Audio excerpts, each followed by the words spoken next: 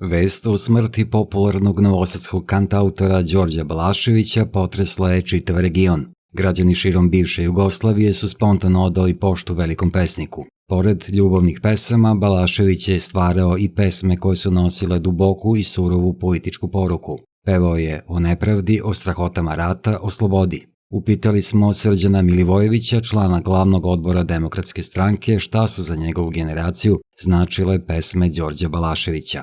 Ka svetloj obali beskonačnosti isplovio je Panonski monar i ostalo je prazno sidrište u milionima srca širom bivše Jugoslavije. Definitivno je otišao najbolji, neponovljivi, nesvakidašnji Đorđe Balašević. Ja sam apsolutno siguran da je sada svako ko je živao na prostoru Socijalističke federativne Republike Jugoslavije zbog korone izgubio nekoga koga je znao i koga je volao. Pa makar to bio i Đorđe Balašević. A apsolutno sam uveren da je smrt Đorđa Balaševića nenadoknadiv gubitak za sve ljude koji su pupčanom vrpcom bili vezani za tu zemlju. To je bila ta pupčana vrpca koja nas je držala. Ja mislim da je svako ko je smrt Đorđa Balaševića doživao na takav način imao osjećaj da tog dana izgubio nekog starijeg brata.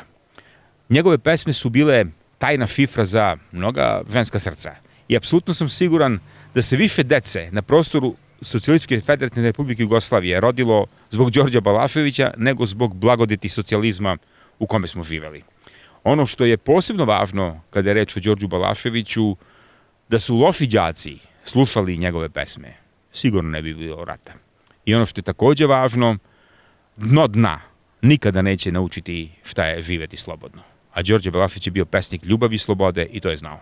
Povodom smrti Đorđa Balaševića 21. februar proglašen je za danom žalosti na teritoriji grada Novog Sada. Balašević je preminuo u 67. godini u petak 19. februara u Kliničkom centru Vojvodine. Građani Novog Sada oprostili su se od ovog kantautora ceremonijom koju su nazvali Noć kada je Đole preplivao Dunav. I to na više lokacija, sa Keja žrtava Racije, sa Reke i sa Petrovaradinske tvrđave, njegovim pesmama, lampionima koji su pušteni u nebo i čamcima koji su plovili Dunavom noseći baklje. Nije samo Novi Sad odao počast ovom velikanu uz čije pesme su rasle brojne generacije, već su se spontana okupljanja dešavala u gradovima širom bivše Jugoslavije.